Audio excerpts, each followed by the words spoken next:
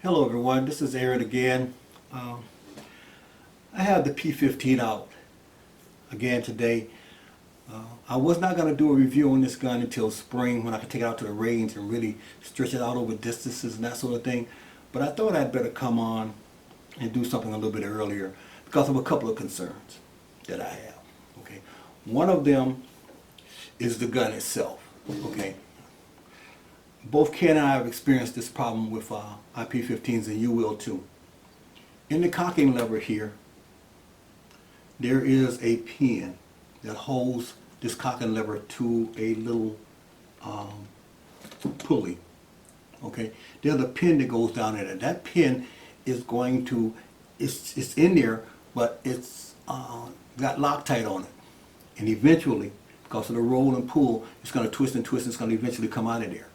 Okay, so if you buy this gun, what I want you to do is to get the pin in, and there's a little indentation on both sides. Just get a little bit of epoxy, put it on both sides, and then just wipe off the excess and let it dry, and you'll never have the problem again. But that pin will fall out, and if it falls out, you're going to have some difficulty because it's the exact size, and replacing it is not going to be easy. So first thing you want to do is make sure you glue that in, because it's going to fall out if the same thing happens to you that happened to Ken and I. My other concern deals with a couple of viewers that have written and said, well, one recently said, this gun is crap. Can't group, can't shoot, and he really dogged the gun. I tried to explain to him what he needs to do to make this gun accurate. And then others have criticized it also. So I thought, hey, you know, I do two kinds of reviews, okay? I review borrowed guns. And when I get those guns, I have them for 24 hours. I usually get them in, put a pellet in them, go out, set the scope on it, and then bring it in, do the review, go out and shoot it, and come back and do a closing. That's how I do it. Those are borrowed guns. But then there are my personal guns. Okay, my personal reviews are totally different. I want you guys to understand it. My personal guns are totally different. Because two things are going to happen with my personal guns. Because if I'm going to say that this is a gun to buy, this is a great gun, I'm going to come back later if anything happens and let you guys know. I know you guys have journey, those guys who watch me all the time know exactly what has happened to both by FX, Impact, and Wildcat in terms of fixes and that sort of thing. And I just got my Wildcat back from FX USA, and it's shooting exactly as I told them to set it, set the pellet speed, it's accurate as all get out. And so I want to just throw a shout out to FX, their repair department there. They do a great job. But let me just back to the subject at hand, though. So I'm doing two kinds of reviews. But when I review my personal stuff, I'm telling you everything I can about that gun, and I'm gonna tell you about that gun over time. If anything happens to this gun in 2 weeks, I'm coming back. Anything happens to the Urban, I'm coming back on air and say, hey, you guys, this is what's going on with this gun. Because I feel some obligation to you for having said to you, go out and buy this gun. I'm going to follow the history of this gun, and hopefully if you have a problem with it, you're going to let me know too. And if I see enough of them, I'll post that. Secondly, Ken and I, we love these guns. Okay, we do a lot of shooting, we do a lot of fixing. You know, if I pull this camera back, you would see that this table here is full of tools and scopes and everything. Night vision stuff, tanks, everything is on this big table here because I'm constantly down here working on my guns. So let me just say this. When we get a gun and we pull it out of the box, there's a lot of things to go into that gun before we ever go out and start to shoot it and review it and do other things, okay? Those of you who are shooting this gun and are having problems with it, this gun is extremely light, okay? Right now I have this thing outfitted with a scope on it and everything. It's ready to go. If I take the bipod off this thing and the side shot off this thing, it weighs 7 pounds. 7 pounds. You can't find guns out there coming out of the box weighing 7 pounds, let alone scoped out and everything, okay? So it's a very light gun. Because it's very light, it's very unstable. You know, one thing about something that is heavy tends to sit there. And the heavier it gets, the more it sits there, and the harder it is to move. On the other hand, if it's very light, it shakes. This gun here is extremely light. You got to shoulder this thing a little bit differently than you do your heavier guns. There's no doubt that. And that's a learning curve. And we'll talk about that in a minute. Okay. Second thing we do after we look at that is we want to take a look at the pellet speed. What is the best speed for this gun? This gun comes in for me shooting right around 870, 875, which is perfect for me because I like all my guns to shoot under 900. I don't have a gun shooting over 900 feet per second. I think it destabilizes the pellet. I think Ted did a real good job talking about 860 for us, 22 and 25 as an optimum speed for keeping that pellet, especially on longer range shots. So we'll take a look at that. And if we could toy with the hammer adjustment to slow that down and speed that up a little bit, we'll do that. Okay. Secondly, the thing we're going to work on a long time. I've had this gun apart maybe 6 times just trying to get the trigger right. I finally got the trigger right now. I got it under a pound. I know when it's engaged. I know when it's going to go off. And that's going to really, really improve your accuracy. If you get this gun here and you start to shoot it right out of the box and you don't do anything with that trigger, you're not going to be able to hit anything. Between the lightness of this and all the motion that can go on between that long trigger pull, you're going to miss something. That thing has got to be crisp. It's got to be just a pap, and there it goes. Okay? So, the trigger speed is very, very important. Okay? The second thing that we're going to take a look at, the third thing we're going to take a look at, is the pellets. Now, let me just say this, a lot of you guys go out there, you're going to throw a pellet in here. Probably JSB, everybody pushing it. JFB and FX, everybody pushing those 2 things. Believe it or not, there are things out there better. Okay? And you have to determine what those things are. Now I'm going to tell you this. I put 9 pellets through this gun. 9 different pellets. I'm going to get up in a minute and do a close-up of these pellets so you can see all the pellets I shot through this gun. Group after group after group after group after group at 30 yards until I'm trying to narrow it down to the pellet that is shooting the best out this gun. And let me just pause it right now to just show you the pellets I put through this gun just to find out which one was best for it. Okay? Let's take a look at that now. Okay, we're back. Let me just talk about all the pellets I put through here. Okay? If you see, there's 9 pellets here that were put through this gun. And I'm going to tell you, it absolutely hated 3 of them. I mean, I couldn't get 2-inch groups at 30 yards. It absolutely loved 2 of them. And we'll talk about that in a minute. But let me just go through what I went through. Crossbow Premiers, 10.5s. Daisy Precision Max. H&N Barracuda. JSB Extra Heavy. Barracuda Hunter Extreme. JSB Exact Beast. Barracuda Hunter and Kodak Match. That is what I put through there. And the reason I have that, I know I said this twice, so let me explain this to you. Okay, if you look at this, this is the old tin. Okay, and I have a few of these left, maybe about 4 of these left. But when they was putting this out, this Barracuda Hunter out in H&N, this thing came in weighing 10.34 grams.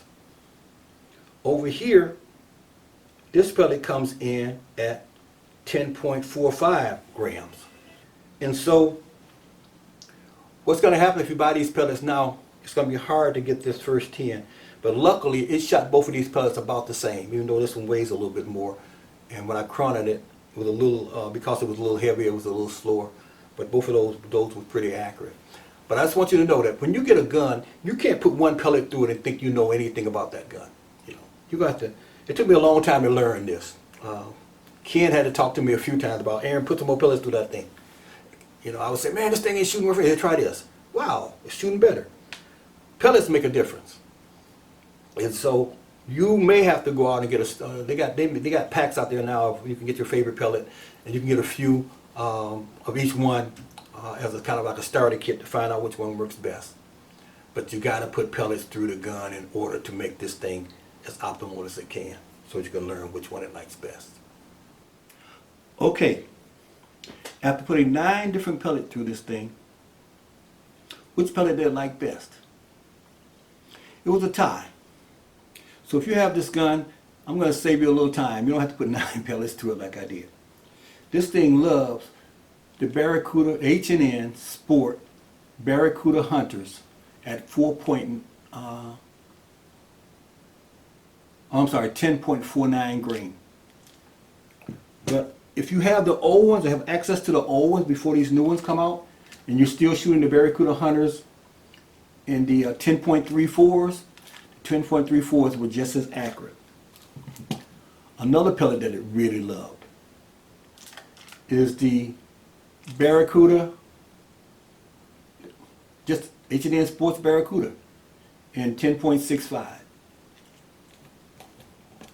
I think if I would have had to choose between them and say, okay, which one really won this, I'd probably have to squeeze in maybe the Barracuda Hunter and the Barracuda Hunters, either one of them with the hollow point. But virtually a tie though, other than that. So maybe that'll save you a little bit on going out and having to buy some pellets for it. Okay, so basically we talked about when we get a gun, the three things that we take a look at. The first one is pellet speed. If it's going too fast, I really don't think it can go too slow, except for the arc over distance. If you get up, people are telling me, how do you get it faster? How do you get it faster? How do you get the foot-pounds up? But faster is not always well. You can destabilize pellet with that, I like my guns to shoot under 900. It's just me. Those guys that say they shoot 1200 and all that. If it's working for you, that's fine. But I find that optimally for me, that is the speed. So pellet speed is important. Then secondly, trigger. You gotta have that trigger right. You gotta play with that trigger till it's just spot on for you, where it's just a heartbeat and it's gone. Just a touch and it's gone. But remember though, don't over adjust it to the point where the gun becomes unstable, where if you drop it or hit it hard, it goes off, because that's dangerous. So you have to, after you make your adjustment, you got the trigger just right. You got to take a rubber hammer, hold the gun, cock it. Don't have to make sure a pellet's not in it, and hit it hard. If it goes off, make your adjustment. If it doesn't go off, then you're good and set. But trigger is most important. You're not going to be hit anything at all if your trigger's bad. It just won't happen. And then the next is the pellet. Pellet is extremely important. And then last thing is practice. Okay, since I took this thing out of the box and got a scope on it, I haven't shot any other gun. Now I don't get a chance to shoot much because it's winter here and I shoot out the window. But every day this gun gets shot, at least 2 magazines. Sometimes more, depending on how long I keep the window open because my wife gets mad. But you got to practice. So you guys that are going to buy a gun, or a lot of people write me and say, hey, I just got my first PCP, and it was an Urban, or it's this, or it's some other gun, I recommend it. And then they tell me, wow, I really love this gun. And others say, oh, it shoots like crap. Well, if it's your first gun and you're not a shooter, there's some things you need to learn. There's some great videos out on the military hold, on everything from, if you want to go up to the sniper stuff, everything from heartbeats to breathing to everything else, that can teach you how to stabilize that gun. Because even every time your heart beats, you shake just a little, And they say I don't try that, but they shoot in between beats. So that shows you just how important it is to be for accuracy, that there are a lot of things you need to learn about just about shooting your gun. But I want you to say that. I want to say this. I am very diligent about all 4 of those areas before, especially with my own guns, the guns that's going to be around for a while. And I want you to know, this gun shoots lights out. And I'm going to go upstairs and I'm going to crack the window open and hope my wife don't get too mad. And I'm going to try to shoot 10 shots at 30 yards to show you what this gun is doing for me. And if it's not doing it for you, it's because you missed one of the 4. The speed isn't right, the pellet isn't right, you haven't practiced, and you haven't adjusted the trigger. It's one of those. It's not this gun. Don't blame the gun for your failings. So there are things you need to know your gun. So we're going to go upstairs and through the scope cam, I'll be using the scope cam on this. We're going to shoot it in real time, because I can't set a camera out in this weather, because right now we got freezing rain. So, and then we're going to come back with closing on this. This is my wintertime setup. What I've done is I've got the window covered in plastic, and I cut a slit in the plastic and I put a mount on the window that's permanent for the winter, so that I can shoot during winter time out this mount, out exactly 30 yards. I can't zoom with this camera too well, but I'll try it. Out to that target out there, which is exactly 30 yards away. And I just wanted to get something. Looks like I won't be able to shoot this thing good to this summer, but I wanted to show people. People are saying this thing is not accurate, it doesn't shoot well or whatever. But I'm going to shoot probably 10-shot group now at that target out there and let you see why I'm so high on this gun. So let's take a look at it.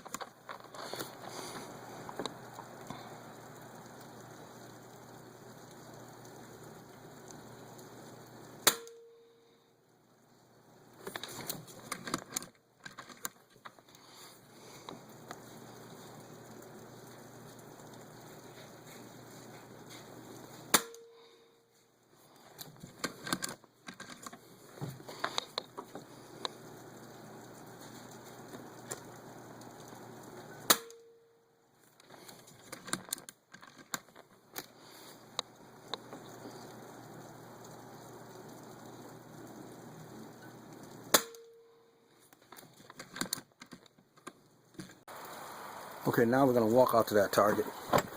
The weather's been pretty bad here, a lot of snow. But I just can't wait to spring to shoot this thing. I'm really high on this gun, and I'm making this video because I had a couple of guys say that this doggone gun cannot shoot. And I'm telling them this thing shoots well. These are, I think, 7 or 8 shots at this target from inside there. I'm gonna see what this gun can do. All right, that's one hole at 30 yards. And if you look at that tree over there, I don't know if you can see it well, but I have golf balls. I have golf balls in that tree right there above that birdhouse. Those are 40 yards. I got them at 50 yards, and that tree down there is 60 yards. This thing is hitting those. It's hitting those balls at 40 yards every time and making one hole at this yard. Okay, we're back. I didn't want to do this now because I wanted to shoot from a stabilized table and everything, but I've been shooting this gun out the window quite a bit, and I know this gun. I got this gun adjusted for me. I understand its limitations in terms of how light it is and how it needs to be held, and I know all of these things now. I've taken my time to get to know my gun, and I've adjusted all the things that I've said that I needed to adjust. So let me just say this: when it's my own personal gun, you can take it to the bank what I'm saying about it, because this gun here, I have it in my hand every day and I can tell you things. A review on a gun, I can't tell you much more than what I learned in that one day. But I promise you that if anything breaks on this gun, anything shaky on this gun, anything other than just excellent on this gun, I'm going to come and do a quick video on it. Because I feel, again, some responsibility to you in that regard. Now, let me just tell you about this. Another thing you should do, know your guns. Again, I got this from Ken. Ken has I don't know if it's an app on his phone or what, but Ken got a lot of rifles, okay? And I can say, Ken, you know, what was that Taipan mutant shooting? He'll pull out his phone and say, well, that was shooting at 925. It's shooting at JSB 18.3 grain. It's doing this, it's doing this, and it's doing this. He knows his guns. And I'm like, wow, I don't know that. So I followed suit. Now I can tell you about all of my guns. I don't have it on the phone. I have it written down right here. You know, I have 5 guns, so it's a lot easier. But this gun here, P15, it's coming in 7 pounds exactly, scoped out and everything. Okay, it's shooting at 870, 875 feet per second. I'm getting just under 100 shots out of it on one field, and it loves H&N 3.4s.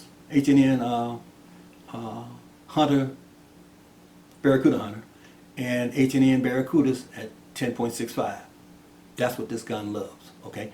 Then I go to my Wildcat. My Wildcat's totally scoped out, everything on it, 9.3 pounds, shooting at 900 feet per second.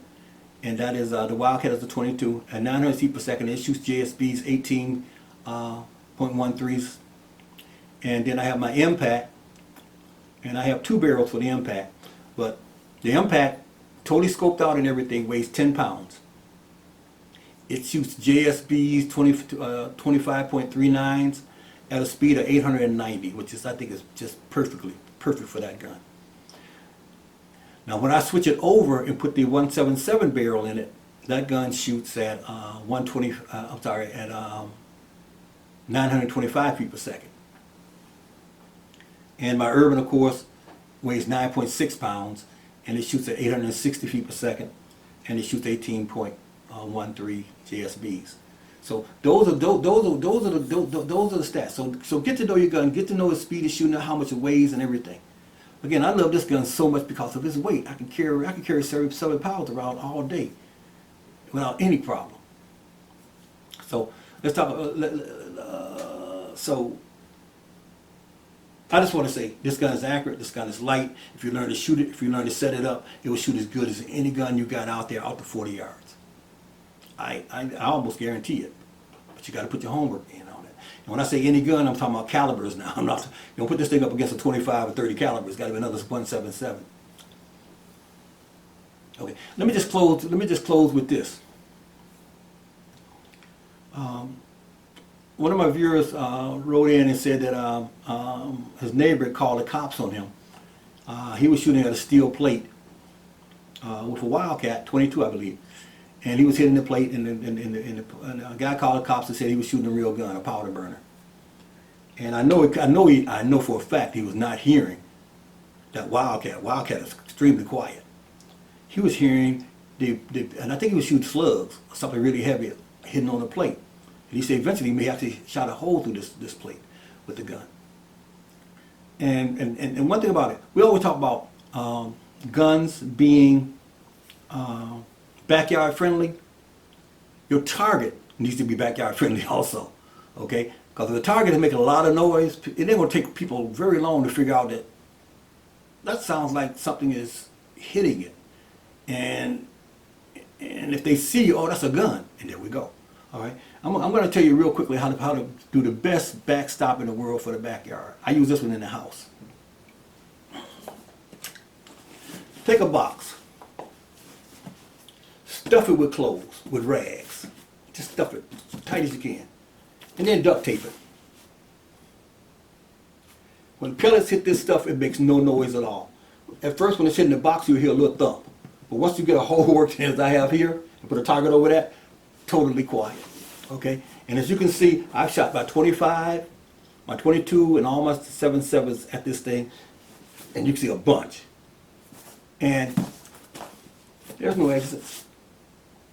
You know, if you feel that you need to be a little safer than that, instead of going 8 inches, go 12 or whatever. But this is the best backstop in the world. It's quiet. It's gonna stop any pellet. And not only that, when you're done, you take this thing apart, pull all your pellets out. You can recycle them. You can melt them down and make them into sinkers for fishing or whatever. So it also protects the environment.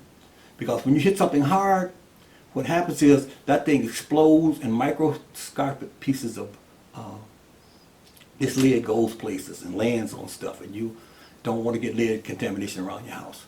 This is the best way to prevent that. So with that, I hope this is helpful. I hope that you guys are out there that are shooting this gun and not having any luck with it will listen to what I just said and try these things and give this gun a chance, because I right now it's getting to be my favorite gun. I just love it. It's just so little and so light. What's not to love? And if it's accurate too, it's all I need. So you're going to be seeing a lot more of this gun this summer when we go pesting. So again, thanks for tuning in, and you guys have a good one.